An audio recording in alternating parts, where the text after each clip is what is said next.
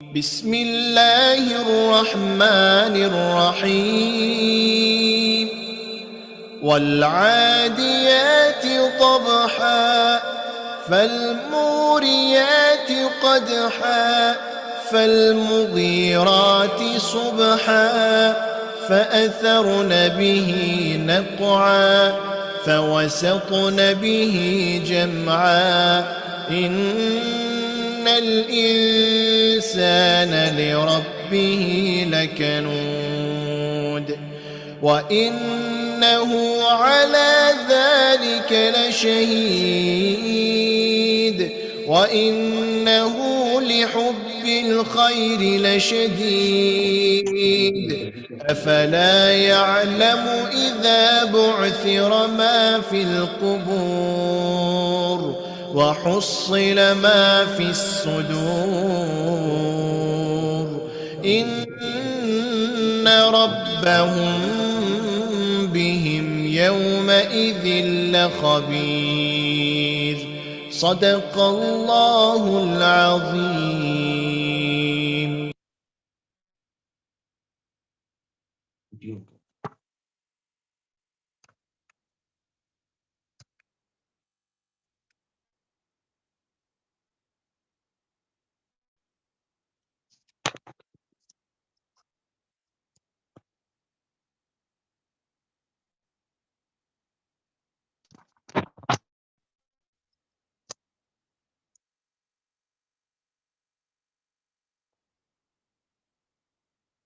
Over to you, sir. बिस्मिल्लाहिर्रहमानिर्रहीम। अस्सलामु अलैकुम रहमतुल्लाहि व बरकातुहू। क्या मैं साफ सुनाई और दिखाई दे रहा हूँ? अली जरा कंफर्म कर दीजिएगा मुझे। जी सर, आपकी वॉइस क्लियर है, ऑडिबल। जी ठीक है। स्क्रीन जो है वो प्रेजेंटेशन की, ये भी स्क्रीन भी शेयर हो रही है? जी सर, स्क्रीन शेयर है अली की भी? जी ठीक। आज मैं सबसे पहले स्टार्ट करने से पहले, जैसे तिलावत कुरान हकीम हुई है, अल्लाह ताला इसको कबूल करे, और मैं सबसे पहले किफ़ा की फैसलाबाद ब्रांच कमेटी का शुक्रिया अदा करना चाहता हूँ, जिन्होंने मुझे एक अपॉर्चुनिटी दी आप लोगों से इंटरेक्ट करने की। और आज का जो टॉपिक है वो भी एक बड़ा मुनफरिद टॉपिक है, जिसके ऊपर पहले कभी वेबिनार, वर्कशॉप या कोई भी इस तरीके की ऑर्गेनाइज नहीं किया गया। ये विफा की फैसलाबाद ब्रांच कमेटी को क्रेडिट जाता है कि उन्होंने एक ऐसे टॉपिक का इंतखाब किया जो इस टाइम बहुत ही जरूरी था, जिसके ऊपर गुफ्तगू की जाती। तो जितने भी पार्टिसिपेंट्स आज अटेंड कर रहे हैं, मैं उनका भी शुक्रगुजार हूँ कि उन्होंने वक्त निकाला है और इस इम्पोर्टेंट सेशन के अंदर हमारे साथ मौजूद हैं। क्योंकि सेशन बड़ा, इसमें टाइम की लिमिटेशन है और आप लोगों के क्वेश्चन आंसर्स भी हमने एंड पे लेने हैं, तो इसलिए बहुत ज़्यादा यानी तमहीद नहीं बांधूंगा और बस काम को स्टार्ट करते हैं। हमारा जो फर्स्ट सेशन है वो प्रेजेंटेशन के ऊपर होगा, जो ऑलमोस्ट 1 आवर के ऊपर मुहित होगा, और उसके बाद जो है वो क्वेश्चन आंसर सेशन हम लेंगे। क्वेश्चन आंसर सेशन भी मैं डायरेक्टली मॉडरेट करूंगा और डायरेक्टली आप लोगों के साथ इंटरेक्ट करूंगा। उसका जो तरीकाकार होगा वो ये है कि आप जो है वो चैट में टेक्स्ट मैसेज भी कर सकते हैं, लेकिन अभी मैं चैट नहीं देखूंगा क्योंकि because I am now delivering the presentation. तो सॉरी, तो जो भी क्वेश्चंस होंगे वो आप चैट के जरिए से या जो डायरेक्टली मुझे जो है वो मैं अनम्यूट करूंगा आपका माइक, तो आप क्वेश्चन कर सकेंगे। So let's start the presentation. IFRS for SMEs, हम इंशाल्लाह ताला डिस्कशन करेंगे कि एरियाज के ऊपर, उनमें SMEs की डेफिनेशन जो इंटरनेशनली की गई है, जो इंटरनेशनल अकाउंटिंग स्टैंडर्ड बोर्ड ने की है, वी विल एग्जामिन। उसके बाद हम पाकिस्तान के अंदर जो फाइनेंशियल रिपोर्टिंग फ्रेमवर्क है, कंपनीज की क्लासिफिकेशन, उनकी कैटेगरीज, ये किस तरीके से की गई है, हम उसको देखेंगे। देन IFRS फॉर SMEs भी एक इन इटसेल्फ एक हिस्ट्री है, हम उसको भी देखेंगे कि उसकी टाइमलाइन क्या है, IFRS फॉर SMEs कैसे मैच्योर हुआ है, और इस टाइम करंटली जो है जो उसका सेकंड रिव्यू चल रहा है उसमें क्या क्या चीजें जो है वो बोर्ड के सामने है और बोर्ड किन चीजों के ऊपर जो है वो इस टाइम थॉट प्रोसेस कर रहा है। Then we will check out के जो एसएमईज का स्टैंडर्ड है, सबसे इंपॉर्टेंट चीज कि आईएफआरएस फॉर एसएमईज का कंपैरिजन करेंगे विद फुल आईएफआरएस और उसमें जो की जो डिफरेंसेस हैं उनको देखेंगे और एसएससी का जो स्टैंडर्ड आई कैप ने एक बनाया हुआ है उसको भी डिस्कस करेंगे।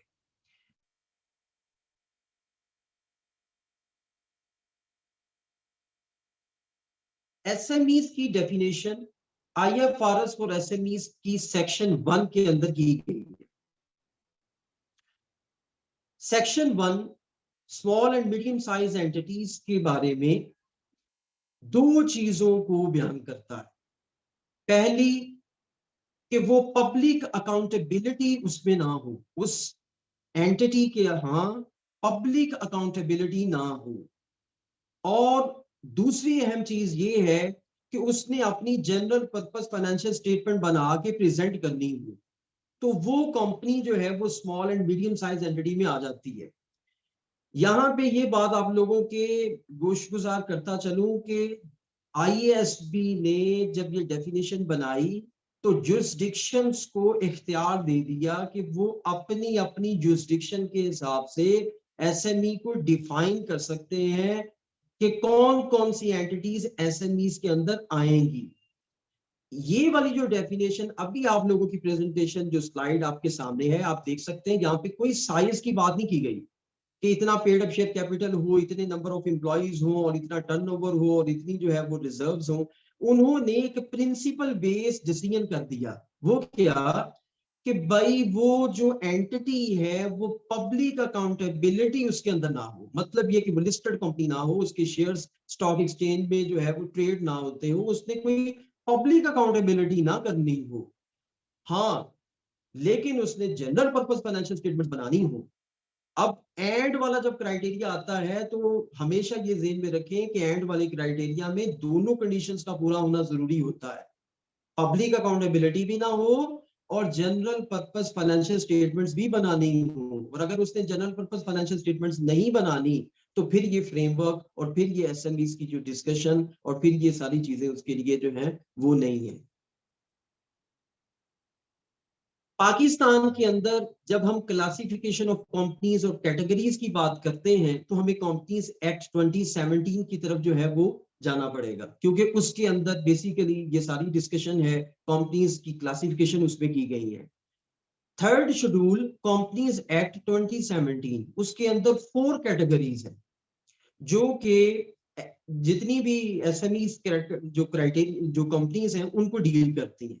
उनके अंदर जो है बेसिकली 4 कैटेगरीज हैं, लेकिन जो एसएमईज को डील करती हैं वो 2 कैटेगरीज हैं। नेक्स्ट जो स्लाइड है उसमें वो आपको मैं दिखा रहा हूँ जी।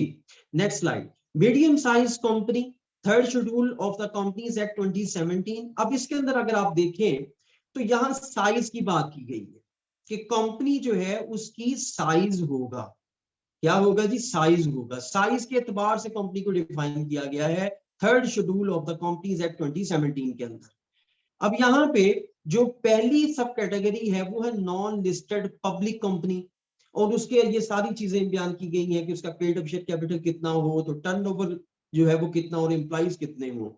Financial reporting framework, very important thing, financial reporting framework जो है वो कौन सा होगा, तो international financial reporting standard for SMEs and requirements जो कि मेंशन की गई हैं 5th शेड्यूल के अंदर, ये इसका फाइनेंशियल रिपोर्टिंग फ्रेमवर्क बनता है। जो कि पहली कैटेगरी है हमारी नॉन लिस्टेड पब्लिक कंपनी, उसका पेड अप शेयर कैपिटल हो 200 मिलियन, टर्नओवर हो 800 मिलियन और एम्प्लॉइज जो है वो लेस देन 750 हो। फिर आ जाती है बात प्राइवेट लिमिटेड कंपनी की, जिसका 10 मिलियन जो है वो पेड अप शेयर कैपिटल हो, 200 मिलियन टर्नओवर हो, यानी जो पेड अप शेयर कैपिटल है वो 10 मिलियन हो लेकिन 200 से ज्यादा ना हो, और टर्नओवर जो है 150 मिलियन से ज्यादा लेकिन 800 मिलियन से ज्यादा एक्सीड ना करे, और एम्प्लॉइज जो है वो 250 से ज्यादा लेकिन 750 से एक्सीड ना करे। ठीक है, ये साइज की बेस पे किया गया एक क्राइटेरिया है। फिर इसी तरीके से एमएससी के अंदर एक फॉरेन कंपनी भी रखी गई है कि फॉरेन कंपनी जिसका टर्नओवर लेस देन 1 बिलियन हो, वो भी इस एमएससी कैटेगरी में आती है। फिर नॉन लिस्टेड कंपनी जो कि लाइसेंस्ड है अंडर सेक्शन 42 एंड सेक्शन 45, और जिसमें जो है वो यानी नॉन प्रॉफिट ऑर्गेनाइजेशंस वगैरह है, तो उसमें international financial reporting standard for SMEs होगा। अकाउंट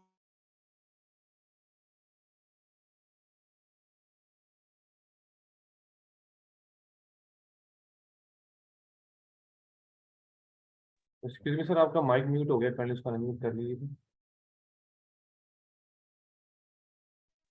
बी और दूसरी स्लाइड ई और डी।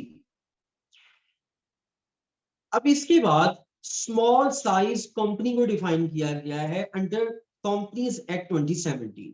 थर्ड शेड्यूल के मुताबिक प्राइवेट कंपनी जिसका पेड अप कैपिटल 10 मिलियन तक हो, अप टू 10 मिलियन, और जिसकी टर्नओवर 150 मिलियन से ज्यादा ना हो, और एम्प्लॉइज की जो स्ट्रेंथ है वो 250 से ज्यादा ना हो, तो उसके ऊपर जो है वो रिवाइज्ड एएफआरएस फॉर एसएससीज जो कि आई कैप ने इशू किया हुआ है वो एप्लीकेबल होगा। तो बात ये है दरअसल कि जो पिछली जो 4 कैटेगरीज हैं उसके ऊपर आईएफआरएस फॉर एसएमईज एप्लीकेबल है, और जो आखिरी वाली कैटेगरी अभी हमने पढ़ी है उसके अंदर आईएफआरएस फॉर एसएमईज नहीं बल्कि एसएससी का एक स्टैंडर्ड है एएफआरएस फॉर एसएससी जो कि आईकैप ने इशू किया है वो एप्लीकेबल है। लेकिन यहाँ पे उनको एनकरेज करने के लिए ये लिखा गया है थर्ड शेड्यूल के अंदर भी, और इवन स्टैंडर्ड के अंदर भी लिखा गया है कि वो अगर चाहें तो वो आईएफआरएस फॉर एसएमईज को अप्लाई कर सकते हैं। एसएससीज जो कंपनीज हैं वो आईएफआरएस फॉर एसएमईज को अप्लाई कर सकते हैं। अब ये जो पिछली 2-3 स्लाइड्स में मैंने आपको चीजें बताई हैं उसको जरा सम अप करने के लिए मैंने इस स्लाइड को बनाया है कि पाकिस्तान के अंदर जो एसएमईज काम कर रही हैं उनके ऊपर फाइनेंशियल रिपोर्टिंग फ्रेमवर्क की इस टाइम राइट नाउ, जबकि हम ये प्रेजेंटेशन मैं आपको दे रहा हूं और हम डिस्कशन कर रहे हैं, इस टाइम कौन सा फ्रेमवर्क है। तो पहली बात कि आईएफआरएस फॉर एसएमईज जो कि आईएएसपी ने इशू किया, आईकैप ने उसको अडॉप्ट किया और एसईसीपी ने उसको नोटिफाई किया। ये एसआरओ के नंबर वगैरह आपके सामने आ रहे हैं, एसआरओ नंबर 928 और 929 2015 का, इसके जरिए से इसको जो है वो किया गया है पाकिस्तान के अंदर एप्लीकेबल। फिर revised accounting and financial reporting standard for small size entities जो कि नोटिफाइड किया गया बाय आईकैप इन 2015 जिसकी मैंने अभी बात की है। ये जो थर्ड जो चीज है वो ये है कि आईएफआरएस फॉर एसएमईज इस टाइम पाकिस्तान में जो एप्लीकेबल है वो वही है जो कि इंटरनेशनल वर्जन है, यानी आईएसपी ने जो बनाया है वही आईकैप ने अडॉप्ट किया और एसईसीपी ने उसको नोटिफाई किया हुआ है। लेकिन इससे पहले आईकैप का एक अपना स्टैंडर्ड होता था medium and small size entities के लिए, जिसको विड्रॉ कर दिया गया था उस टाइम जब फिर ये वाला इंटरनेशनल स्टैंडर्ड जो था वो आईकैप ने अडॉप्ट कर लिया। तो इसको सर्कुलर नंबर 8 2015 के जरिए से आईकैप ने विड्रॉ कर लिया।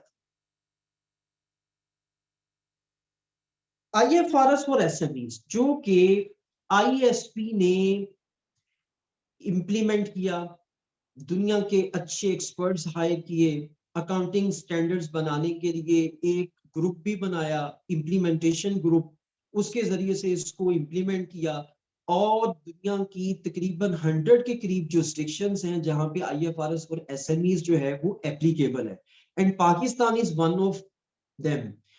पाकिस्तान के अंदर भी ये सफर जो है, जैसे ही आईएफआरएस फॉर एसएमईज दुनिया में इंप्लीमेंट हुआ तो मैंने आपको अभी बताया कि आईकैप ने भी उसको अडॉप्ट कर लिया और एसईसीपी के जरिए से उसको नोटिफाई किया गया। बेसिकली जो है वो आईएफआरएस फॉर जो एसएमईज है वो इशू 2009 में हुआ था, जो पहला इसको जो वर्जन आया। फर्स्ट रिव्यू उसका कंप्लीट हुआ 2015 में, मई 2015 में, जिस टाइम आईकैप ने इसको बाकायदा तौर पे फिर अडॉप्ट किया। तो बिटवीन 2009 एंड 2015 वो आईकैप का वो अपना स्टैंडर्ड जो था वो एप्लीकेबल रहा। अब 2019 में इन्होंने एक सेकंड रिव्यू स्टार्ट किया हुआ है इस आईएफआरएस फॉर एसएमईज का, जो कि अभी तक अंडरवे है, और 2030 यानी ये मार्च 2023 के अंदर एक्सपेक्टेड है कि ये मुकम्मल हो जाएगा। और इसके ऊपर जो है वो एक्सपोजर ड्राफ्ट, डिस्कशंस, वेबकास्ट, ये आप जो है वो IFRS की वेबसाइट के ऊपर जाके देख सकते हैं। इवन IFAC के अंदर एक बड़ा अच्छा जबरदस्त मटेरियल अवेलेबल है और इसके ऊपर डिस्कशंस हो रही है।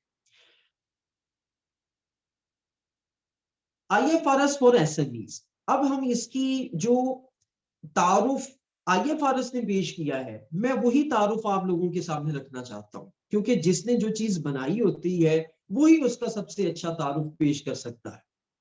तो IFRS फॉर SMEs का सबसे अच्छा इंट्रोडक्शन जो है वो उन्होंने खुद ही किया है। उन्होंने कहा कि हमने इस IFRS फॉर SMEs को बनाया क्योंकि हमें नीड्स को कैटर करना था।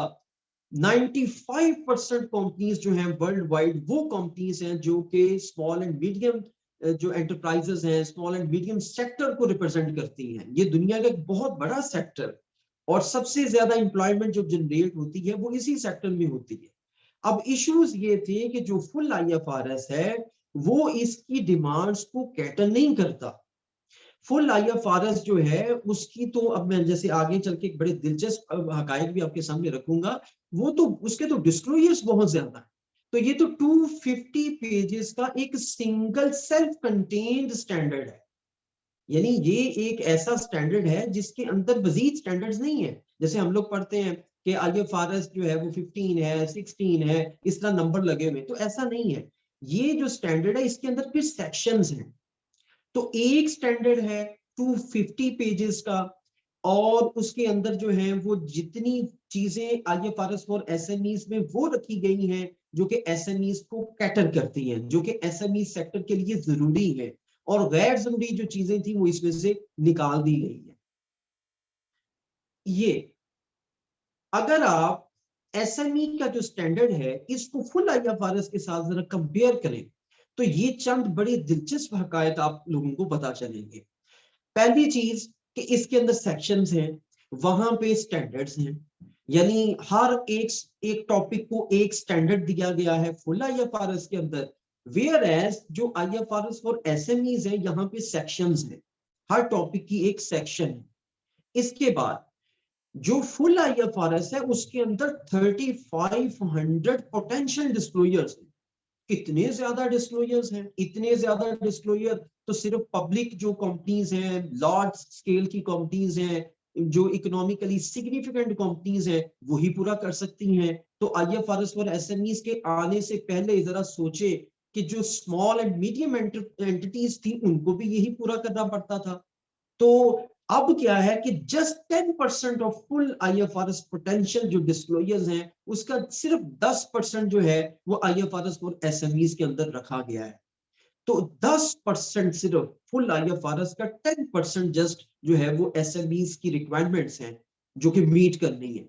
तो ये एक बहुत बड़ा एज है, ये एक बहुत बड़ा बेनिफिट है, एक बहुत बड़ी सिंप्लीफिकेशन एक्सरसाइज है जो कि इंटरनेशनल अकाउंटिंग स्टैंडर्ड बोर्ड ने SMEs के अकाउंटिंग स्टैंडर्ड को मुरतब करने पे ये की है। 4300 पेजेस की लेंथ है फुल IFRS की, बाउंड वॉल्यूम्स की, और यहाँ पे सिर्फ 250 पेजेस के ऊपर पूरे का पूरा IFRS फॉर SMEs है। और जो फुल IFRS है वो हर वक्त जो है वो एनुअल रिव्यू में भी रहता है, फिर उसके बाद उसके स्टैंडर्ड्स अपडेट होते रहते हैं, जबकि इसकी जो एक्सरसाइज होती है वो आफ्टर 3 इयर्स है। जैसे मैंने अभी आपको बताया कि 2015 के अंदर इसका फर्स्ट रिव्यू हुआ है और अब 2019 के अंदर अब इसका सेकंड रिव्यू हो रहा है, तो उसके दरमियान में इसके अंदर कोई खास अपडेट्स वगैरह नहीं होती। तो ये एक बड़ी इंपॉर्टेंट चीज है फॉर SME सेक्टर। वो टॉपिक्स जो कि SMEs के स्टैंडर्ड के अंदर नहीं रखे गए, जिसकी जरूरत नहीं थी, अब ये आपकी स्क्रीन के सामने है। सेगमेंट रिपोर्टिंग, इसकी SMEs को जरूरत नहीं होती। SMEs पे कंपनीज का साइज इतना बड़ा नहीं होता कि उनके डिफरेंट सेगमेंट्स हों तो फिर सेगमेंट की रिपोर्टिंग की जाए, ये जरूरी नहीं होता, इसलिए उन्होंने इसको इसके अंदर नहीं रखा। फिर इंटरिम रिपोर्टिंग है, इंटरिम रिपोर्टिंग की भी रिक्वायरमेंट्स इसके अंदर नहीं रखी गई। अर्निंग्स पर शेयर, इंश्योरेंस और एसेट्स हेल्ड फॉर सेल, ये जितने टॉपिक्स आपकी स्क्रीन के सामने हैं ये IFRS फॉर SMEs के अंदर नहीं रखे गए। सिंप्लीफिकेशन की सूरत में, सिंप्लीफिकेशन को रखने के लिए, सिंप्लीफिकेशन को मेंटेन रखने के लिए IFRS और SMEs के अंदर ये नहीं रखा गया। अच्छा, चूंकि असर प्रेयर जो है उसका भी मुख्तलिफ जगहों पे जो है वो टाइम हो चुका है, तो हम अब जरा इसकी ब्रेक लेंगे 10 मिनट्स की। तो ओवर टू पिफा।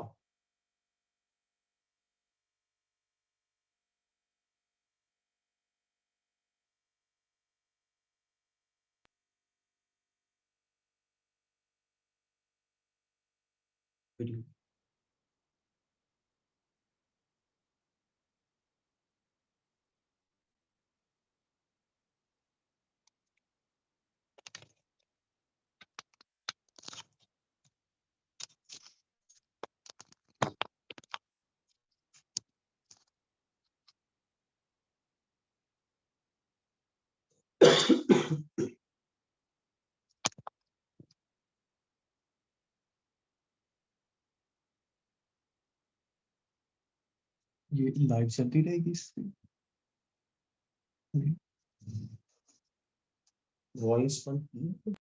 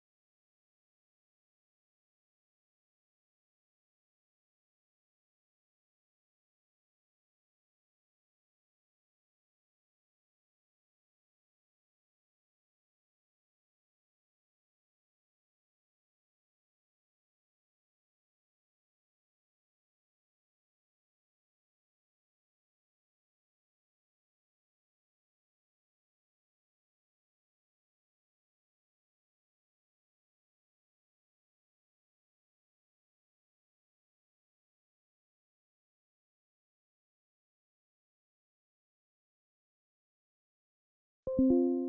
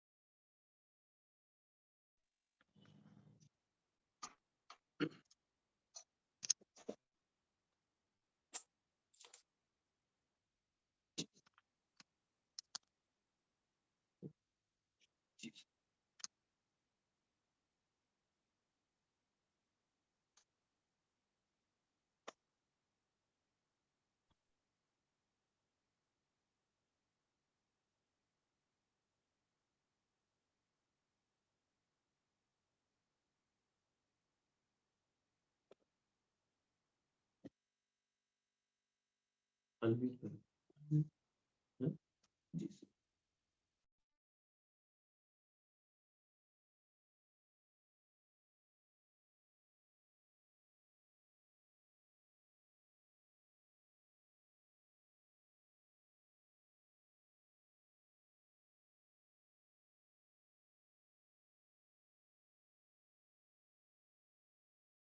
सर आपका माइक म्यूट है। माइक अनम्यूट करेंगे। जी सर क्लियर है अब आपकी वॉइस। आवाज आ रही? जी सर आपकी क्लियर है वॉइस। सर दोबारा म्यूट हो गई है।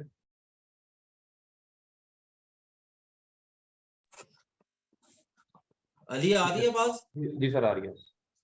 चले करें यार इसको रिज्यूम। जी सर स्टार्ट करें।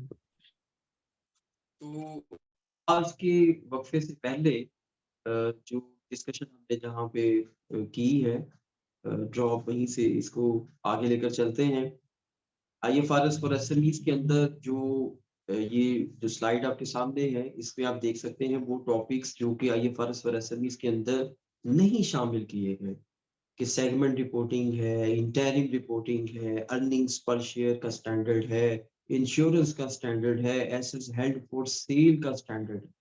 ये चीजें एसएमईज के लिए जरूरी नहीं थी, तो IASB ने इसको IFRS फॉर एसएमईज में से निकाल दिया ताकि सिंप्लीफिकेशन जो है वो रहे। बहुत इंपॉर्टेंट कॉन्सेप्ट, जब भी आप IFRS फॉर एसएमईज को स्टडी करते हैं माजरत, तो एक बहुत ही इंपॉर्टेंट कॉन्सेप्ट जो कि IFRS फॉर एसएमईज के प्री फेज के अंदर लिखा गया है, और ये बेसिकली इस चीज को डिस्क्लोज करता है कि थॉट प्रोसेस क्या है, IASB का अपना थॉट प्रोसेस क्या है। When IASB designs this standard, जब वो इसको डिजाइन करता है, इसको बनाता है, इसको मेंटेन करता है और इसको इसने पब्लिश किया हुआ है, तो उसके पीछे कौन सा सबसे इंपॉर्टेंट कॉन्सेप्ट है जो कि कार फरमा है, वो है जनाब अनड्यू कॉस्ट और एफर्ट।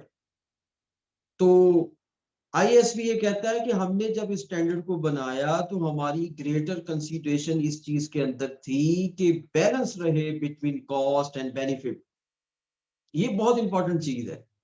देखिए IFRS, फुल IFRS के अंदर मैंडेटरी ऐसी रिक्वायरमेंट्स है कुछ डिस्क्लोजर्स की जो कि आपको पूरा करनी पड़ती हैं। आपकी कॉस्ट होती है, आपको अकाउंटेंट्स हायर करने पड़ते हैं, आपको कंसल्टेंट्स हायर करने पड़ते हैं, आपको क्वालिफाइड IFRS के नॉलेज जो पीपल हैं उनको हायर करना पड़ता है।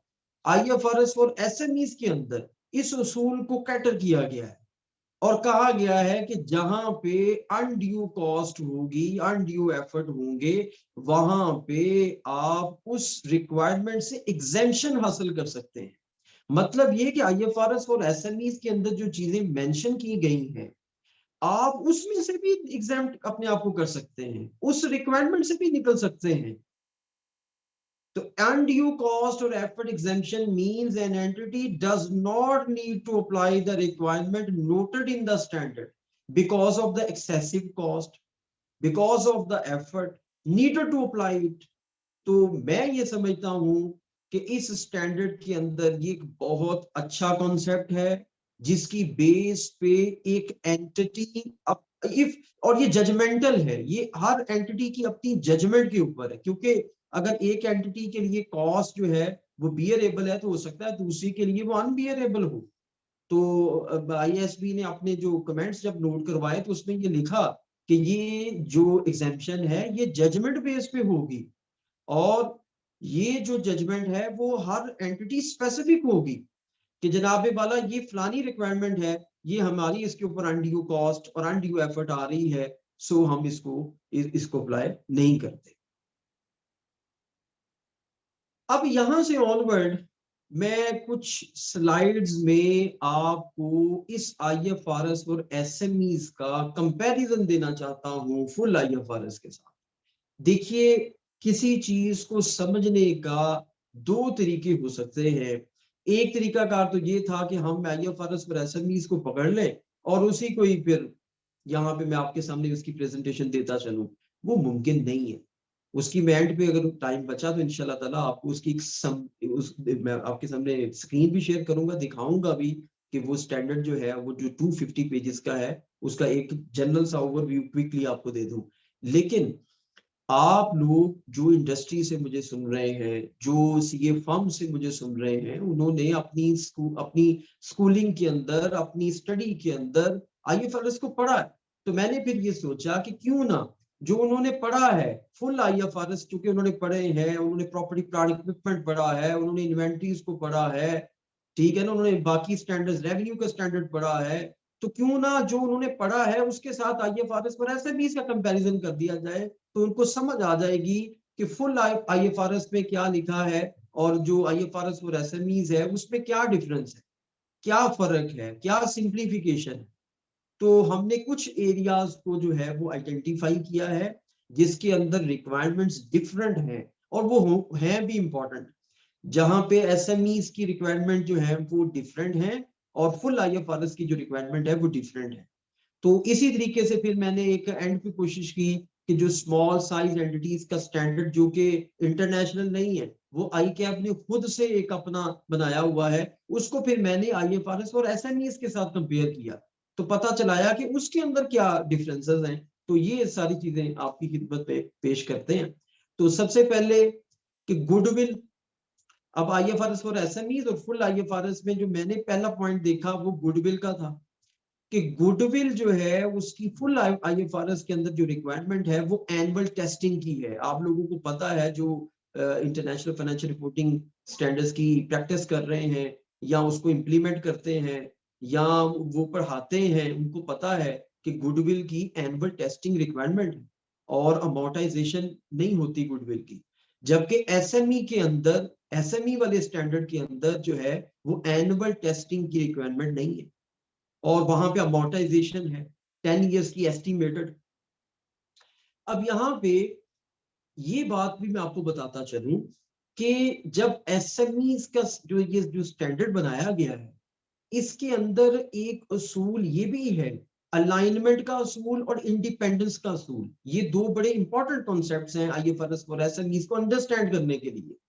अलाइनमेंट का जो प्रिंसिपल है वो ये कहता है कि भाई आप आईएफआरएस और एसएमई को अलाइन कर दें विद फुल आईएफआरएस, और इंडिपेंडेंस का असूल ये कहता है कि इंडिपेंडेंट रहना चाहिए। जरूरी नहीं है कि फुल आईएफआरएस के अंदर जो रिक्वायरमेंट है वो एसएमई वाले स्टैंडर्ड के अंदर पूरी हो, इंडिपेंडेंट होना चाहिए। तो ये उसकी एक एग्जांपल है इंडिपेंडेंट की कि फुल ऑफ आईएफआरएस के अंदर रिक्वायरमेंट मैंडेटरी है एनुअल टेस्टिंग की, जबकि आईएफआरएस और एसएमई के अंदर जो रिक्वायरमेंट है वो अमोर्टाइजेशन की है। तो यहाँ अलाइनमेंट नहीं है, यानी वो कुछ कह रहा है फुल आईएफआरएस और आईएफआरएस और एसएमई कुछ कह रहा है। ये इसलिए है क्योंकि अगर हमने अलाइनमेंट के पीछे लग गए फुल ऑफ आईएफआरएस के पीछे, तो फिर तो रिक्वायरमेंट जो है वो तो बहुत ज्यादा हो जाएगी, फिर तो डिस्क्लोजर बढ़ जाएंगे, कंपनी की कॉस्ट, अनड्यू कॉस्ट और एफर्ट बढ़ जाएगी। दूसरी जो चीज फर्क वाली मैंने देखी वो थी रिसर्च एंड डेवलपमेंट। ये इंटेंजिबल एसेट्स का स्टैंडर्ड है आईएएस 38। उसके अंदर आप लोगों को पता है कि जो डेवलपमेंट कॉस्ट होती है हम उसको कैपिटलाइज करते हैं। एक 6 स्पेसिफिक क्राइटेरिया है आईएएस 38 के अंदर जिसके तहत हम डेवलपमेंट कॉस्ट को कैपिटलाइज करना शुरू कर देते हैं, जबकि आईएफआरएस और एसएमईज की सिंप्लीफिकेशन के लिए डेवलपमेंट कॉस्ट समेत जो रिसर्च कॉस्ट है सबको एक्सपेंस कर दें। आईएफआरएस और एसएमईज कहता है सबको एक्सपेंस कर दें, जैसे कॉस्ट इनकर हो उसको एक्सपेंस आउट करते जाएं, प्रॉफिट एंड लॉस अकाउंट में लेते जाएं, उसके एसेट्स ना बनाएं, उसको इंटेंजिबल एसेट्स में ना लेकर जाएं। याद रहे कि research and development internally generated assets होते हैं, उसके अलावा भी बहुत सारे इंटेंजिबल एसेट्स हैं जो कि एक्सटर्नली एक्वायर्ड होते हैं, हम उनकी बात नहीं कर रहे। ट्रेडमार्क है, एक्सटर्नली एक्वायर्ड हो सकता है, अकाउंटिंग सॉफ्टवेयर है, उसकी बात नहीं हो रही, क्योंकि अनड्यू कॉस्ट और एफर्ट यहाँ इनकर होती है। रिसर्च एंड डेवलपमेंट के अंदर आपको अलहदा करनी पड़ती है कॉस्ट, आपको अपनी क्राइटेरिया के साथ मीटअप करना पड़ता है, देखना पड़ता है कि क्या ये कैपिटलाइज हो गया है कि नहीं, तो फिर कैपिटलाइज करना पड़ता है। तो वो कैपिटलाइजेशन के लिए आईएफआरएस और एसएमईज ने आपको एक सहूलत दे दी है कि जनाब आप जो है वो इसको एक्सपेंस आउट कर दें।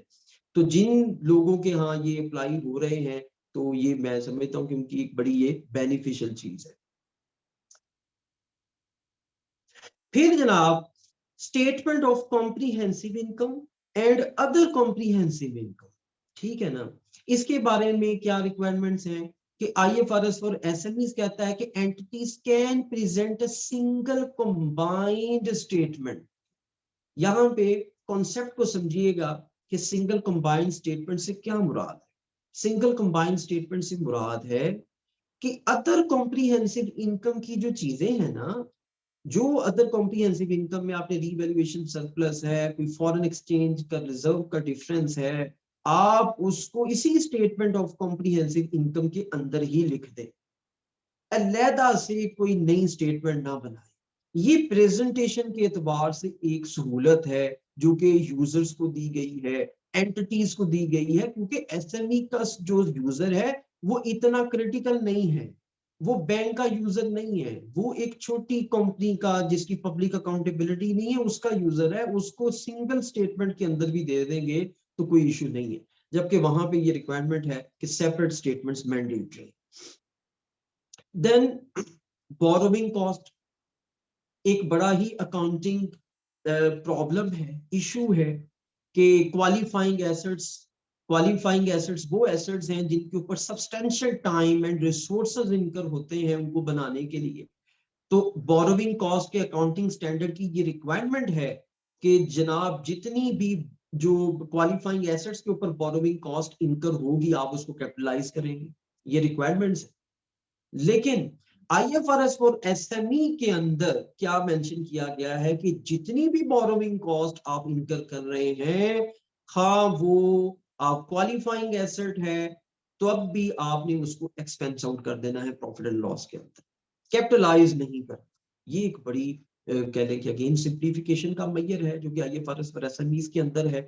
आप ये देखिए कि बोरोइंग कॉस्ट के अंदर मेथड्स अप्लाई करने पड़ते हैं, आपको इंटरेस्ट रेट कैलकुलेट करना पड़ता है, आपको कैपिटलाइज करने के बाद उसके डिस्क्लोजर्स देने पड़ते हैं। तो ये सारी जो अमाउंट है ये आपकी प्रॉफिट एंड लॉस में एक्सपेंस आउट हो जाएगी।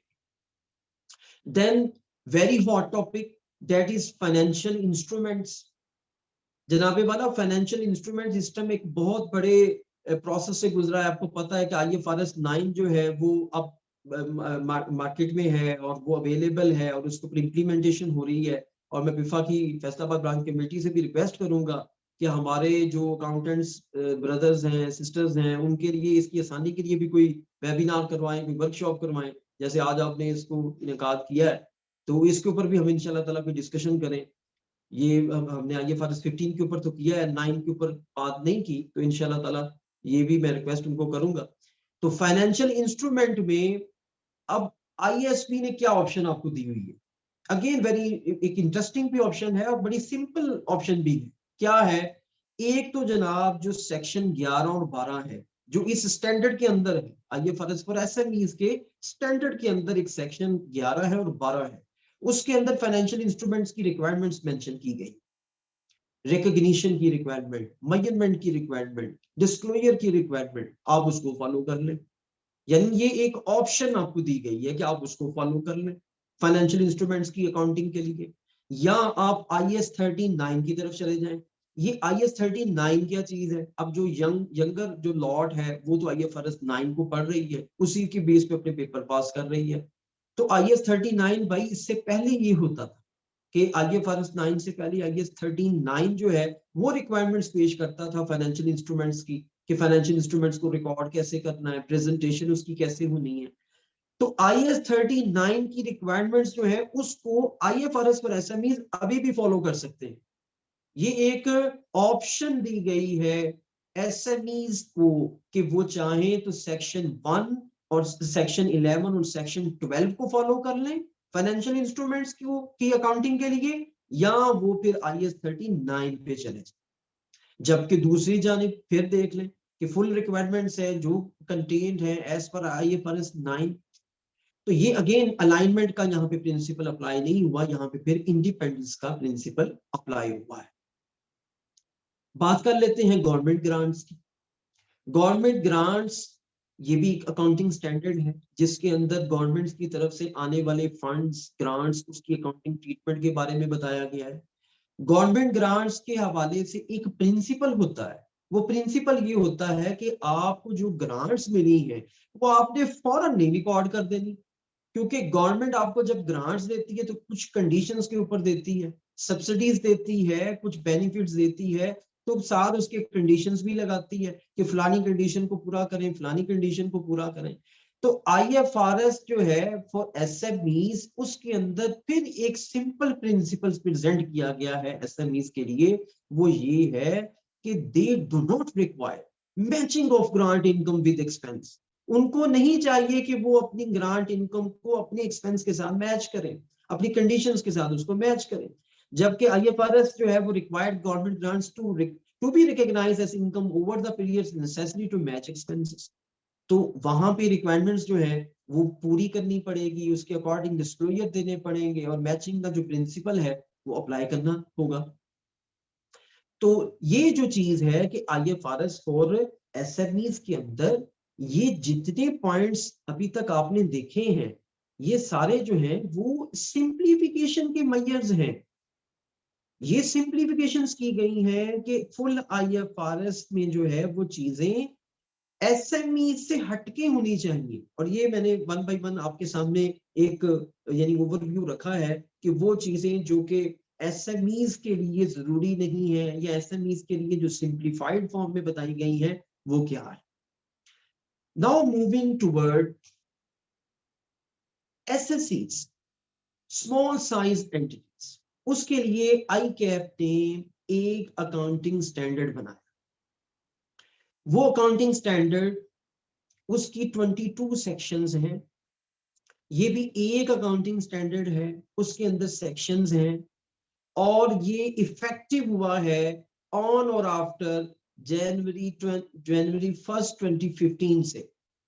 2015 से आने वाले अगले जितने भी पीरियड्स थे एनुअल पीरियड्स उसके ऊपर ये एप्लीकेबल था। आज भी ये एप्लीकेबल यही है SSEs के लिए और SSEs इसको अप्लाई करती हैं। और मैंने जैसे आपको कहा है कि अब चूंकि कंपनीज एक्ट के अंदर भी जो है ना अनरिजर्व कंप्लायंस की बात की गई है। जब कंपनीज एक्ट 2017 आया कि आप चाहें तो फुल IFRS को अप्लाई कर सकते हैं, SMEs को भी ये ऑप्शन दी गई, SSEs को भी ऑप्शन दी गई। तो इसी तरीके से इनके पास ये ऑप्शन तो मौजूद है बहरहाल कि ये चाहें तो ये SMEs के स्टैंडर्ड को अप्लाई कर सकते हैं। तो ये वाला जो स्टैंडर्ड है जो ICAP ने बनाया है, ये स्मॉल साइज एंटिटीज जो के ऑपरेटिंग इन पाकिस्तान है उन पे एप्लीकेबल है। इसकी 22 सेक्शंस हैं टोटल। मैंने अब इसका भी एक जायजा लिया कि SSE का जो स्टैंडर्ड है वो SMEs के जो स्टैंडर्ड है उससे कितना मिलता जुलता है। तो मुझे तो पहले तो ये एक मैं आपके सामने रखना चाहता हूँ जो मेरा अपना एनालिसिस है। इसके साथ आप एग्री करें डिसएग्री करें वो एक अलग स्वाभिमानी इख्तियार है आपको। मैं ये समझता हूँ कि इसके अंदर कोई खातर खा इतना कोई मैंने फर्क नहीं देखा। SMEs का जो स्टैंडर्ड है और SSEs का जो स्टैंडर्ड है खातर खा भी मैंने फर्क नहीं देखा। जब मैंने डिफरेंसेस तलाश करने की कोशिश की, कंपैरिजन करने की कोशिश की, तो मेरा एक जो मेरा अपना एनालिसिस है वो ये है कि कोई खास इतना डिफरेंस नहीं है SSE का स्टैंडर्ड और जो SMEs का IASB का बनाया हुआ स्टैंडर्ड है उसके अंदर नहीं है। लेकिन फिर भी इसके अंदर जो डिफरेंसेस लोकेट हुए हैं वो मैं आपके सामने प्रेजेंट कर देता हूँ।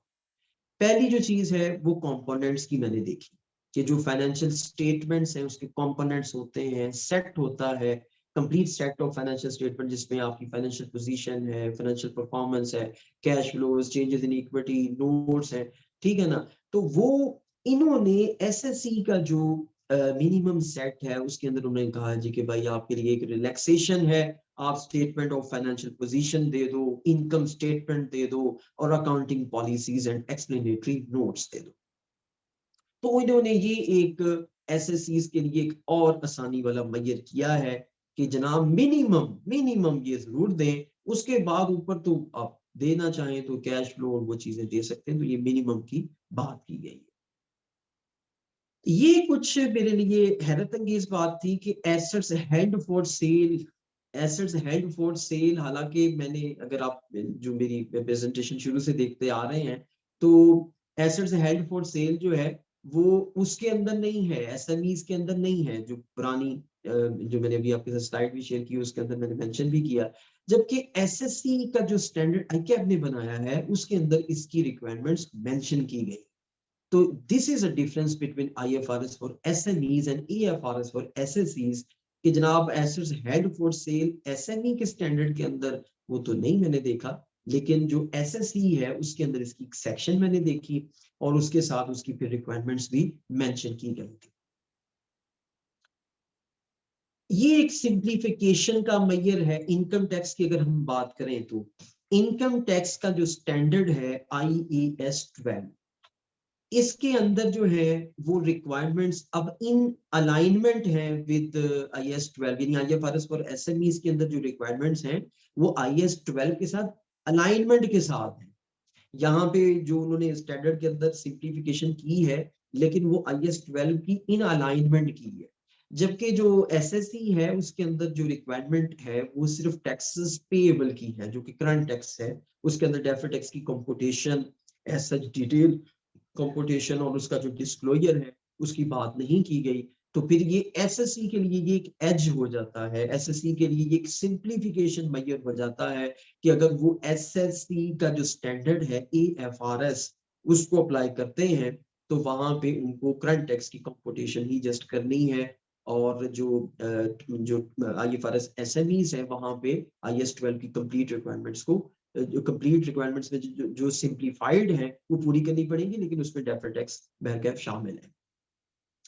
बोरोविंग कॉस्ट, अब यहाँ पे फिर डिफरेंस आ जाता है, और डिफरेंस जो है वो इनवर्स जाता है, बेनिफिट में नहीं जाता, नेगेटिव चला जाता है।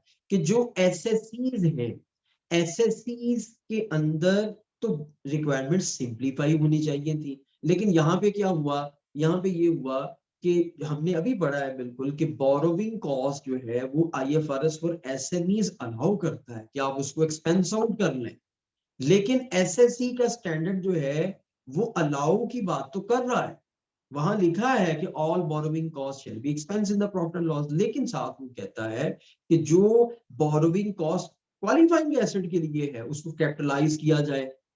तो मतलब ये है कि उसने साथ फिर एक ऑप्शन भी दी है और साथ ये कहा भी है कि जनाब आपने क्वालिफाइंग एसेट के लिए जो अकाउंटिंग ट्रीटमेंट है वो ये वाला अप्लाई करना है। तो मतलब ये कि यहाँ पे एक डिसएग्रीमेंट आ जाता है between IFRS for SMEs and EFRS for SSE।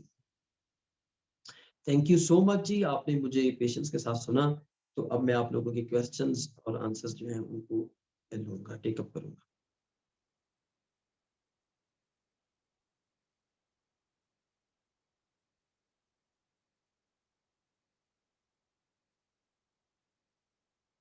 तो अब जरा देखते हैं जी, पहले तो चैट के अंदर देख लेते हैं। तो मैं जरा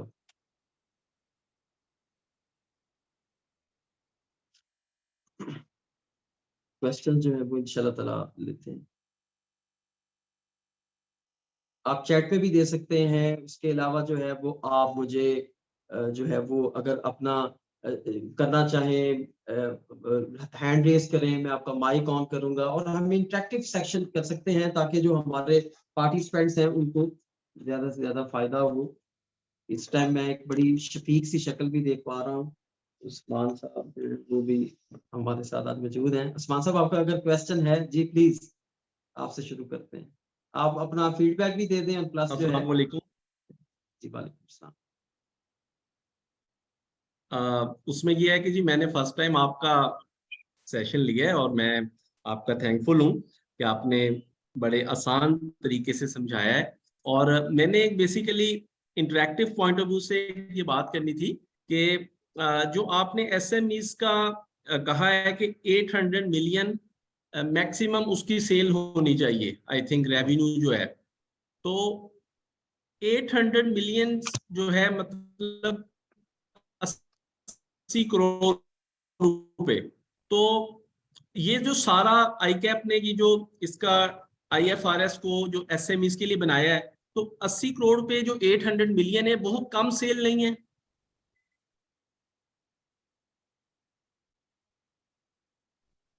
सबसे पहले तो शुक्रिया उस्मान साहब आपके व्यूज का। और हमारी कोशिश यही होती है कि सिंप्लीफाइड तरीके से बात की जाए, और आज का जो स्टैंडर्ड है वो तो ये ज्यादा चाहता था कि मैं सिंप्लीफाइड बात करूं। 800 मिलियन की आपने बात की है और उसमें आपने एक तबसरा किया है बेसिकली कि ये कम तो नहीं है।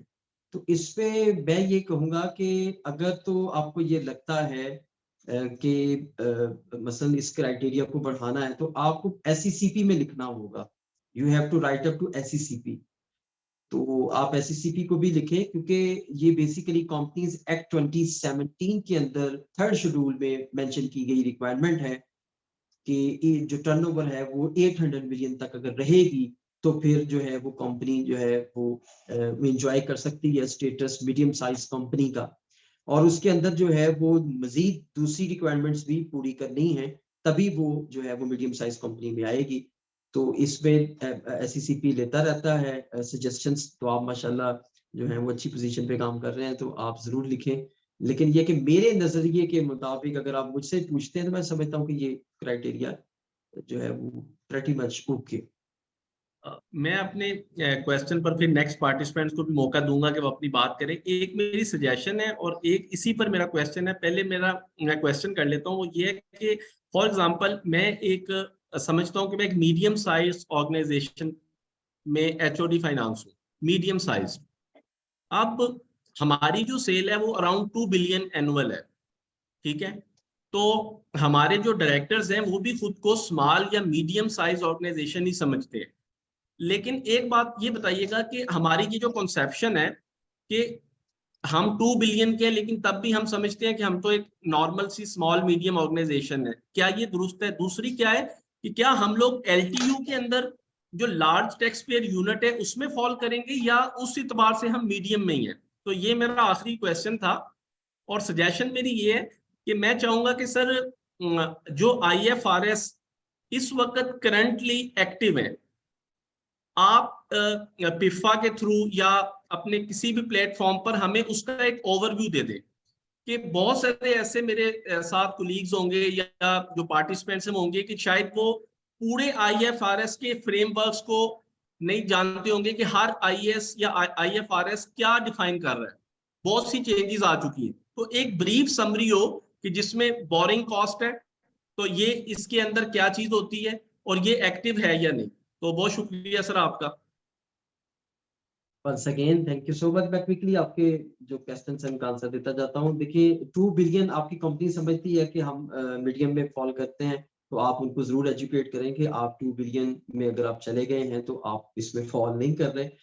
तो LTU की जो हदबंदी होती है वो ज्यादा इनकम टैक्स के पॉइंट ऑफ व्यू से है। आज का जो हमारा है वो ये SMEs हैं और उसके बाद फिर कंपनीज एक्ट की है, तो उसके ऊपर मैं नहीं कोई भी तबसरा कर पाऊंगा। आपकी जो सजेशंस हैं वो दीज आर वेरी गुड और मैं उसको वेलकम करता हूं। और पिफा के जो ब्रांच कमेटी के पर्संस हैं वो भी हमारे साथ जो हैं वो इस टाइम अटेंडेंस में हैं, तो इंशाल्लाह ताला वो सुन रहे होंगे। हमारे जो CPD कन्वीनियर हैं, national CPD convener MS Suleman साहब, वो भी सुन रहे होंगे, तो इंशाल्लाह ताला इसके ऊपर जरूर हम करेंगे। तो नेक्स्ट पार्टिसिपेंट की तरफ जाते हैं, मुबीन बट प्लीज आप क्वेश्चन करें। जी, फर्स्ट ऑफ ऑल सर अस्सलाम वालेकुम टू एवरीवन। वालेकुम सलाम।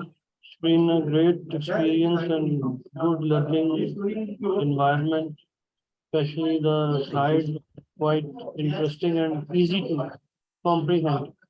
So we have already studied these in different institutions like in my MCOM and then ACMA, then FCMA, then Institute of Bankers and others. Now, what I would like to inquire from you, sir, that if you can Yes. tell us that are these IFRS are to be implemented during the mandatory or annual audited account submission by the SME? Because there is no such requirement under SBTPR. That the financials of the borrowing clients over and above the specific threshold for SE and ME, like 10 million and above or 15 million and above, do need to comply with these IFRS. Am I right, or there is something new in the pipeline? Sorry, That's all. आपने कहा है कि किसके मुताबिक बनाना है आपने financial? नहीं, मैं ये नहीं कह रहा, मैं ये कह रहा हूँ हम तो सिर्फ देखिए जो स्टेट बैंक के प्रूडेंशियल रेगुलेशंस हैं या दूसरी चीजें हैं वो तो अभी जैसे इससे पहले फाइनेंसिंग की बात हो रही थी ना कि जी 800 मिलियन से ज्यादा का भी ऐसी थ्रेशोल्ड होना चाहिए। तो जाहिर है वो तो प्रूडेंशियल रेगुलेशंस अंडर SBPPR वो तो स्टेट बैंक ही डिफाइन करता है ना, उस पर तो आप भी और या हम इधर कोई भी बैठ के कमेंट नहीं कर सकता। वो जब रेगुलेशन चेंज होंगे तब ऑटोमेटिकली चेंज हो जाएगा। इसी सिनेरियो में इस चीज को मैं एक और आगे इसको एक मैं चीज आपसे पूछना भी चाह रहा हूँ कि जैसे अब स्टेट बैंक के जो प्रूडेंशियल रेगुलेशंस हैं वो तो मैंडेट नहीं इसको करते, मैंडेटरी नहीं है कि जो फाइनेंशियल सबमिट करें बोरोवर्स टू द बैंक्स वो IFRS कंप्लाइड होने चाहिए, सिर्फ ऑडिटेड अकाउंट्स की रिक्वायरमेंट है ना कि ऑडिट होने चाहिए। तो एम आई राइट कि ऐसा ही है मैं या समझ गया अभी हूँ। क्या कोई फ्यूचर मजीद इसमें अगर अभी ऐसे ही अगर ऐसा ही है तो फिर इसमें फर्दर कोई चीजें अंडर पाइपलाइन है बाय द SCCP और SBP और सम अदर रेगुलेटरी अथॉरिटीज, ये मेरा क्वेश्चन। बहुत शुक्रिया मुबीन भट्ट साहब। अच्छा, इनका जो क्वेश्चन है मैं पहले वो जरा रिपीट कर देता हूँ। ये बेसिकली बैंकिंग सेक्टर से हैं और इन्होंने माशाल्लाह अच्छा फीडबैक दिया, इसके ऊपर मैं इनका शुक्रगुजार भी हूँ। प्रूडेंशियल रेगुलेशंस के हवाले से इन्होंने क्वेश्चन किया है कि जो बोरोवर आता है और फाइनेंशियल्स हमारे पास जो है उसकी सबमिट करने की रिक्वायरमेंट होती है, उसमें IFRS और SMEs को यानी उसको किया जाए, मैंडेटरी किया जाए कि वो उसको कंप्लाई करे। तो ये इसके बारे में पूछना चाह रहे हैं। तो देखिए, ऑडिट की रिक्वायरमेंट तो है, जो भी बोरोवर है जिस साइज का भी है उसको जब भी फाइनेंसिंग लेनी है, बैंक के पास जाना है, तो उसको जो है वो ऑडिटेड अकाउंट्स प्रेजेंट करने होते हैं। अब यहाँ पे क्वेश्चन ये आता है कि कौन बंदा है जो कि वहां पे प्रेजेंट हो रहा है, क्या वो SSE है, क्या वो SME है, वो कौन है? अगर तो वो SSE है तो उसका ऑडिटर ये मेक श्योर करेगा कि वो फ्रेमवर्क ये अप्लाई हो रहा है कि नहीं। क्योंकि देखिए, ऑडिटर की रिक्वायरमेंट है कि जब वो फाइनेंशियल्स के ऊपर ऑडिट रिपोर्ट इशू करेगा तो वो ये देखे कि ये फाइनेंशियल्स जो है वो किस फ्रेमवर्क के तहत बने। तो फाइनेंशियल रिपोर्टिंग फ्रेमवर्क जो एज एप्लीकेबल इन पाकिस्तान है, उसका पूरा करने की जिम्मेदारी वो ऑडिटर के ऊपर है कि वो ये देखे कि उसके मुताबिक है कि नहीं। अगर उसके मुताबिक है तो वो अनमोडिफाइड रिपोर्ट देगा, और अगर उसके मुताबिक नहीं है तो वो अपनी रिपोर्ट को क्वालिफाई भी कर सकता है। होप सो कि आप क्वेश्चन का आंसर हो गया होगा। खलीलुर रहमान साहब।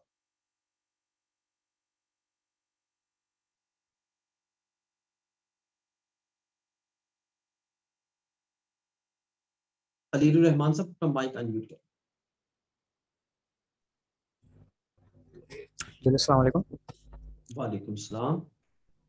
Sir, first of all, thank you for this great workshop for us to thank you. update us about the IFRS for SMEs. Now, sir, my question is about two things. One, sir, IFRS 15 जो है sir revenue recognition का, Yes. उसके अंदर sir जिस disclosure requirements हैं, तो मैं पूछना चाह रहा था कि जब हम SMEs की बात कर रहे होते हैं तो वहाँ पर डिस्क्लोजर्स क्या कम हो जाते हैं, यानी जैसे, और इसके अलावा रिकग्निशन क्राइटेरिया, ठीक ठीक है। ठीक हो। दूसरा सर ये कि IFRS जो हैं यानी जो इस्लामिक स्टैंडर्ड्स हैं जो ICAP ने इशू किए हैं, सर वो भी SMEs और जो लार्ज एंड ट्रेडिंग उनके लिए सेम होंगे या उसमें भी कुछ चेंजेस हैं एप्लीकेशन के हवाले से? ठीक है। चलो, और सर मैं बहुत शुक्रिया आपका क्वेश्चन। हाँ सर, तीसरे सर एक चीज़ और है कि जी, जैसे कुछ चीज़ें IFRS और SMEs के अंदर अलाउ, वो आपको छूटेगा, वो नहीं यूज़ ना करें, जैसे for example earning per share के एग्जांपल है। अच्छा सर इशू ये कि उसमें ये रिक्वायरमेंट भी है ना कि अगर हम कोई चीज़ यूज़ कर रहे हैं या हमको डिस्क्लोजर देना चाह रहे हैं, फॉर एग्जांपल EPS निकालना चाह रहे हैं, तो उसकी एक जस्टिफिकेशन होनी चाहिए कि क्यों निकाल रहे हैं। तो इस कंडीशन में जब हम जस्टिफाइबल हों कि हम EPS को हम यानी इसको डिस्क्लोज करें, तो उस सूरत में सर हम जो दूसरी रिक्वायरमेंट है, फॉर एग्जांपल हम एक चीज़ IFRS की ले रहे हैं लेकिन बाकी चीज़ों में अप्लाई हम नहीं कर रहे और SMEs का स्टैंडर्ड ही फॉलो कर रहे हैं, तो वो एक ये भी एप्लीकेशन होती है। अगर हमने एक चीज़ भी IFRS के मुताबिक ली हुई है तो वो सारी फिर अप्लीकेबल हो जाते हैं ऑटोमेटिकली। आप ओवरऑल आपको IFRS फॉलो करना पड़ता है। तो अच्छा, क्वेश्चन जस्टिफिकेशन के बारे में आप क्या कहना चाहते हैं अर्निंग्स पर मैं शेयर के बारे जस्टिफिकेशन से सर ये मेरा ये है कि भाई अगर अर्निंग पर शेयर की क्यों जरूरत पड़ रही है निकालने की, एक अगर SME है तो उसके लिए रिक्वायरमेंट नहीं है earning per share financial statement disclose करना। में? बहुत शुक्रिया, मैंने आपके क्वेश्चंस नोट कर लिए हैं, इसका आंसर दे देता हूँ। पहले आपने ये पूछा है कि IFRS 15 जो है उसका जो डिस्क्लोजर है वो देना है, उसकी रिकग्निशन, मेजरमेंट, क्राइटेरिया, ये सारा कुछ करना है। तो IFRS फॉर SMEs के लिए क्या है इसकी स्पेसिफिक रिक्वायरमेंट? तो ये सुन के आपको बड़ी हैरत होगी कि IFRS फॉर SMEs जो है वो अभी तक अलाइन नहीं है IFRS फॉर 15 के साथ। अब यहाँ पे मसला ये है कि जो IFRS फॉर SMEs है, वहां पे जो प्रिंसिपल्स हैं रिकग्निशन के, मेजरमेंट के, वो वही हैं जो कि पहले वाले स्टैंडर्ड के अंदर थे रेवेन्यू में, और कंस्ट्रक्शन कॉन्ट्रैक्ट्स और वो सारी बात वही है। अब जो second review IFRS for 15, IFRS for SMEs का हो रहा है, उसमें इस बात को डिस्कस किया जा रहा है कि क्या इसको IFRS फॉर 15 के साथ अलाइन कर दें। ये अब डिस्कशन हो रही है। तो ये उसके बाद अगर तो इसमें अपडेट आई तो फिर वो यही होगी कि इसको IFRS पे 15 के साथ इसके डिस्क्लोजर्स और जो भी उसका मॉडल है ना, वो 5 स्टेप मॉडल IFRS पे 15 में, उसके साथ इसको अलाइन कर दिया जाएगा। अभी नहीं है। दूसरा क्वेश्चन आपने किया कि इस्लामिक जो फंड फाइनेंशियल स्टैंडर्ड है जो ICAP ने किया है, उसका भी कोई है पैरामीटर्स, तो उसके ऊपर अभी यानी कुछ कहना कबल वक्त है कि इस तरह की रिक्वायरमेंट्स उसके यहाँ मौजूद है कि नहीं है। अच्छा, अर्निंग्स पर शेयर के हवाले से आपने बात की है, जस्टिफिकेशन की, तो जस्टिफिकेशन के हवाले से भी मैं यही कहना चाहूंगा इसको। अर्निंग्स पर शेयर में ये है कि जो IFRS फॉर SMEs है वो क्या कहता है, ये देखिए जरा स्लाइड जो मैंने आपके साथ शेयर की, उसपे मैंने आपको ये बताया कि इसमें ये एप्लीकेबल नहीं है। ये देखिए IFRS अर्निंग्स पर शेयर एप्लीकेबल नहीं। अब आपने ये क्वेश्चन किया कि अगर एक कंपनी जस्टिफिकेशन पेश करती है और वो अर्निंग्स पर शेयर को डिस्क्लोज करना चाहती है, तो क्या वो IFRS फॉर SME से कहीं निकल तो नहीं जाएगी। तो यहाँ पे ये मेंशन करना जरूरी है कि आप IFRS फॉर SME से कब निकलते हैं, ये पॉइंट समझना जरूरी है और ये बड़ा इंपॉर्टेंट है। IFRS फॉर SME से आप उस वक्त निकलेंगे जब आप IFRS फॉर SMEs की कोई रिक्वायरमेंट जो कि मेंशन की गई है, बताई गई है, आप उसको पूरा ना करें और अपने फाइनेंशियल्स के अंदर जाके लिख दें कि मैंने इसको IFRS फॉर SMEs के मुताबिक बनाया है, जबकि वो IFRS फॉर SMEs की कोई एक भी रिक्वायरमेंट को पूरा नहीं कर रहा। तो वो IFRS फॉर SMEs के बारे में आप ये कंप्लायंस रिपोर्ट नहीं दे सकते कि जनाब मैं ये IFRS फॉर SMEs की को पूरा कर रही। लेकिन अगर आप जो है वो IFRS फॉर SMEs जो है उसके साथ साथ एक एडिशनल डिस्क्लोजर देने जा रहे हैं अर्निंग पर शेयर का, जबकि आपको रिक्वायरमेंट नहीं है, एक्सपोज कर लेते हैं एक ऐसा सिनेरियो जिसके अंदर आप अर्निंग पर शेयर आप डिस्क्लोज करना चाहते हैं, आपके यूजर की रिक्वायरमेंट है, आपके बैंक वाले की रिक्वायरमेंट है, क्रेडिटर की रिक्वायरमेंट है, तो आप IFRS फॉर SMEs से नहीं निकलेंगे, आप IFRS फॉर SMEs के अंदर रहेंगे। होपफुली कि आपको जो है आंसर मिल गया होगा। नेक्स्ट क्वेश्चन,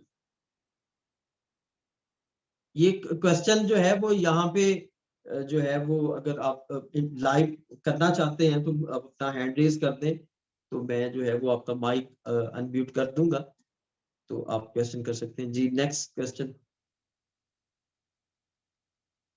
एनीबॉडी, तो ये चैट में भी देख लेते हैं कि क्या क्वेश्चन में पूछे गए।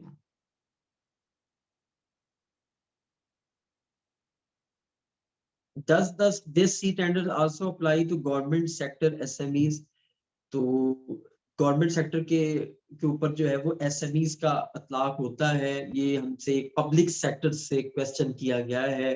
अशरफ अली साहब हैं, ऑडिट ऑफिसर हैं कोई, तो इसके बारे में मैं ये बताना चाहूंगा कि SME का जो स्टैंडर्ड है इसके बारे में ये डिसीजन लेना कि ये पब्लिक सेक्टर पे भी एप्लीकेबल है और प्राइवेट सेक्टर पे भी एप्लीकेबल है, ये किसने करना है।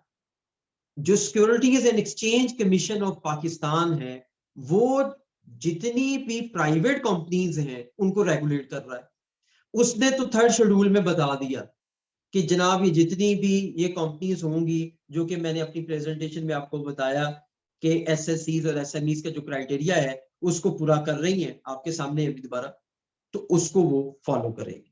लेकिन गवर्नमेंट सेक्टर ने अगर अपनी SMEs के ऊपर इसको एप्लीकेबल करना है तो उन्हें भी इस तरीके का एक नोटिफिकेशन देना पड़ेगा। तो जो पाकिस्तान में अभी है सूरत हाल और दुनिया में भी जो है वो इप्सास अप्लाई होते हैं international public sector accounting board उसको बनाता है और वो स्टैंडर्ड्स हैं, इसके ऊपर भी इंशाल्लाह ताला एक जो है वो वेबिनार करने की जरूरत है। फिर क्वेश्चन है जी मेरे पास चैट में रिसीव हुआ है, वो ये है कि जो एसएमईज जो हैं क्या वो फुल आईएफआरएस जो है वो अप्लाई कर सकते हैं? In this case would there be any objection from SECP? तो इसके ऊपर एससीसीपी की कोई ऑब्जेक्शन नहीं होगी, आप जो है वो फुल आईएफआरएस के ऊपर जा सकते हैं।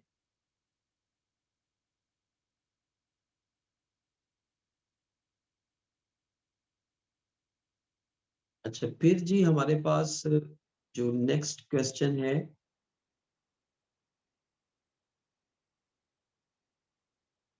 एक कमेंट में रिसीव हुआ है, उसपे ये है जी कि उन्होंने इसकी फीडबैक, पॉजिटिव फीडबैक दिया है। उन्होंने कहा जी कि excellent webinar, please arrange next session on full IFRS and IFRS for as some please advise should we follow IASB definition for criteria of SME और Company Act?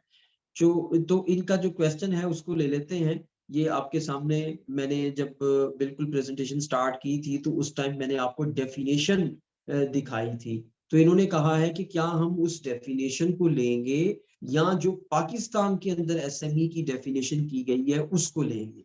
तो इस सिलसिले में मैं ये गुजारिश करूंगा कि जो डेफिनेशन की गई है वो प्रिंसिपल बेस्ड डेफिनेशन के अंदर जस्ट ये बताया गया है कि कौन सी ग्रॉस लेवल के ऊपर बताया गया है कि कौन सी एंटिटीज जो हैं वो स्मॉल एंड मीडियम एंटिटीज होंगी। उसमें सबसे अहम कैरेक्टरिस्टिक उसकी ये बताई गई है कि वो पब्लिक अकाउंटेबिलिटी से दूर हो, उसका पब्लिक अकाउंटेबिलिटी के साथ कोई ताल्लुक ना हो। और दूसरी बात की गई कि वो जनरल पर्पस फाइनेंशियल स्टेटमेंट बनाए। याद रहे आप लोग अकाउंटेंट्स हैं, आपको पता है कि एक जनरल पर्पस फाइनेंशियल स्टेटमेंट्स होती हैं, एक स्पेशल पर्पस फाइनेंशियल स्टेटमेंट्स होती हैं।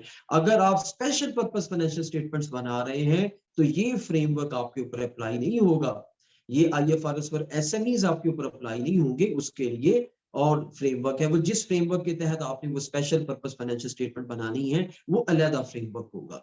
तो जो हमसे जिस पार्टिसिपेंट ने क्वेश्चन किया उसका आंसर यही है कि जनाब जो पाकिस्तान के अंदर जो एसएमईज की जो डिफाइन किया गया है उसको, क्योंकि वो डिफाइन किया गया है according to the size criteria apply किया गया है, तो आपको वही फॉलो करना पड़ेगा। नेक्स्ट क्वेश्चन लेते हैं जी।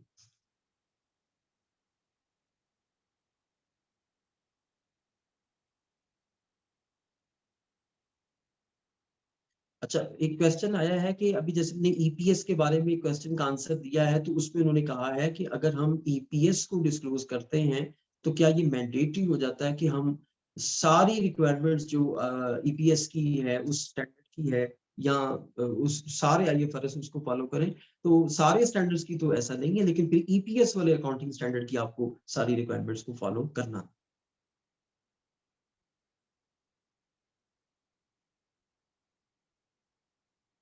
If any entity turnover change resulting in making it fall in becoming large size entity, what additional disclosures to be followed?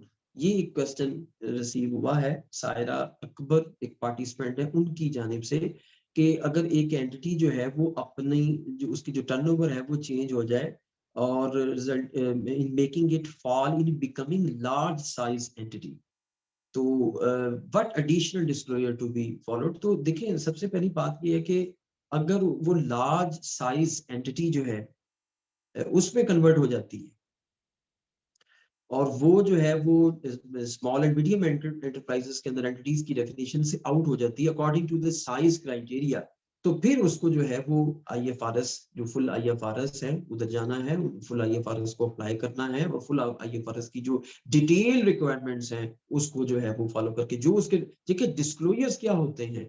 Disclosures वो चीज है जो कि आपने अपने नोट्स के अंदर मेंशन करनी है। हर आईएफआरएस हर अकाउंटिंग स्टैंडर्ड के अंदर डिस्क्लोजर्स, रिकॉग्निशन और मेजरमेंट, ये तीन तरह की रिक्वायरमेंट्स होती हैं। तो फिर जब IFRS की जो 3500 डिस्क्लोजर्स हैं उनमें से जो जो स्टैंडर्ड अप्लाई होता जाएगा वो आपके डिस्क्लोजर्स में चले जाएंगे। हाँ, लेकिन अगर पहले साल वो स्मॉल एंड मीडियम एंटिटीज से लार्ज में गई है तो वो ये एक डिस्क्लोजर जरूर देगी कि पहले जो एप्लीकेबल फाइनेंशियल रिपोर्टिंग फ्रेमवर्क रहा है वो SMEs का रहा है, अब से ऑनवर्ड जो है वो फुल IFRS मैंने अप्लाई किए हैं और वो फर्स्ट टाइम होगा। अच्छा, ये भी चीज इस क्वेश्चन के अंदर साथ आंसर देता जाऊं, IFRS फॉर SMEs और फुल IFRS इसमें ट्रांजिशंस होती हैं। अगर आप फुल IFRS से SMEs में आए हैं तो ट्रांजिशंस आपके ऊपर अप्लाई होंगी, ये ट्रांजिशनल प्रोविजंस होती हैं। इसी तरीके से IFRS और SME से निकल के अगर आप फुल IFRS के अंदर गए हैं तब भी आपको ट्रांजिशनल प्रोविजंस जो है वो अप्लाई करनी।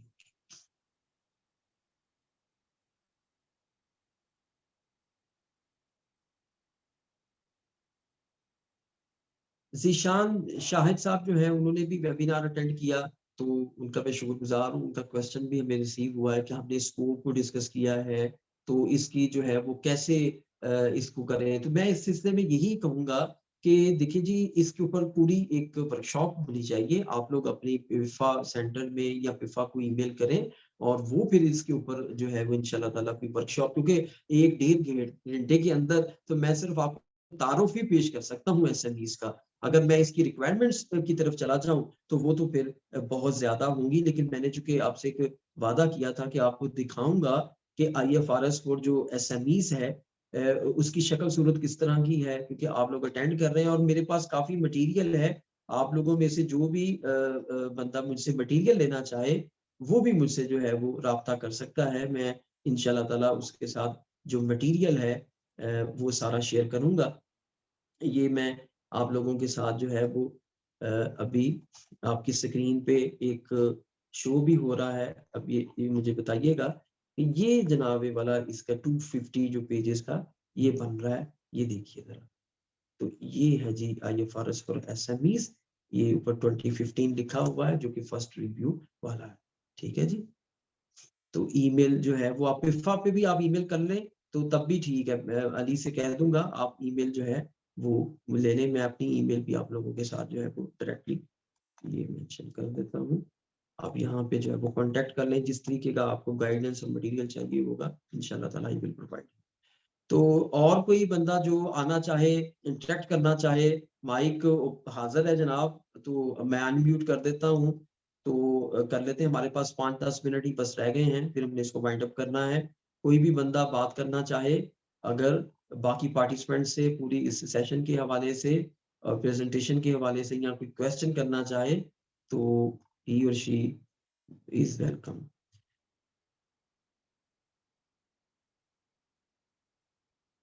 अच्छा, एक क्वेश्चन आया है जी कि जो इंस्ट्रूमेंट्स हैं, फाइनेंशियल इंस्ट्रूमेंट्स, उसका ट्रीटमेंट जो है वो IFRS और SMEs के हवाले से, तो ये मैं उनको उनका आंसर देना चाहूंगा, क्योंकि अब वो तो डिटेल में आंसर तो नहीं, उनका कोई क्वेश्चन नहीं है, वो सिर्फ ये कहना चाहते हैं कि उसका क्या है।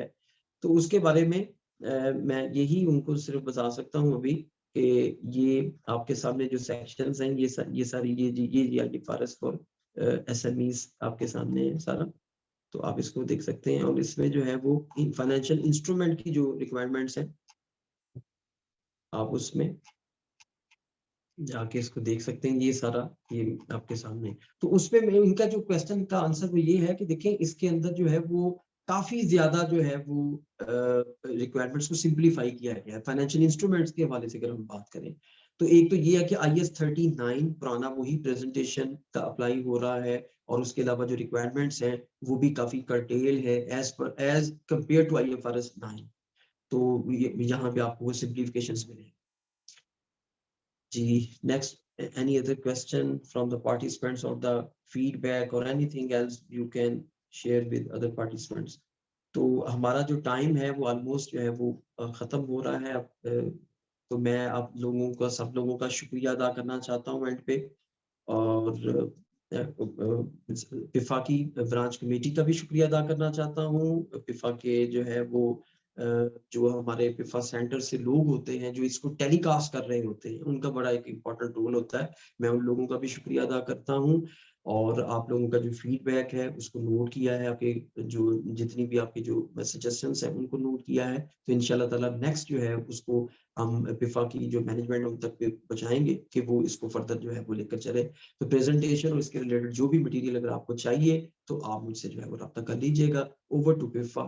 Thank you so much.